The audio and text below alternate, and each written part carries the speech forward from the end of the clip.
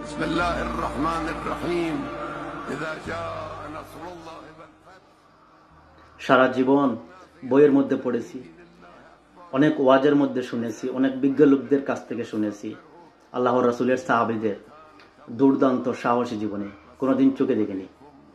আমার এই ছোট্ট জীবন দশায় আমি দুইজন বীর মুজাহিদকে দেখতে পেলাম।